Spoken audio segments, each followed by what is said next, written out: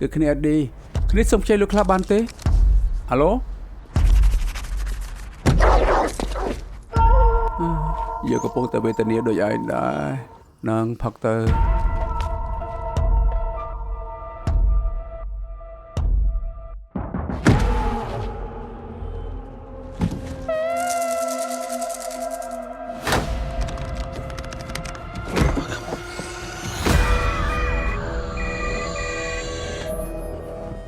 ឈ្មោះរបស់យើងគឺវិលៀមយើងគឺម្ចាស់ឡាននេះ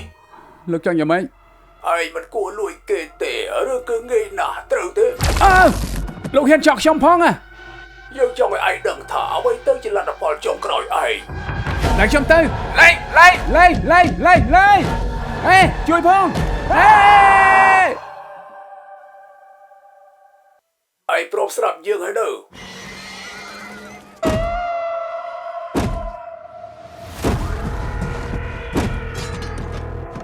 យើងបានវិនិយោគពេលនឹងលុយជាច្រើនលើឡាននេះជាជាងបាញ់មិនធ្លុះទេសេវាទូរស័ព្ទក៏ត្រូវផ្ដាច់ អញ្ចឹងនេះជាកម្រងលោកដើម្បីសម្លាប់ខ្ញុំហ៎ សម្រាប់ឯងឯងលេងសើចពេកហើយធ្វើអញ្ចឹងយើងមិននឹងបានសប្បាយទៅហ៎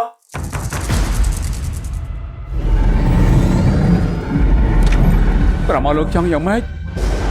យើងគ្រាន់តែចង់ឲ្យឯងបានស្គាល់ អត់ទេកុំ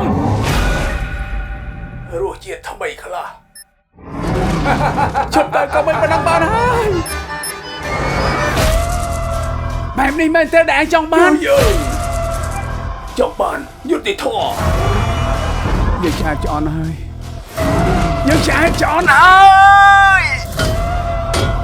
ទៅ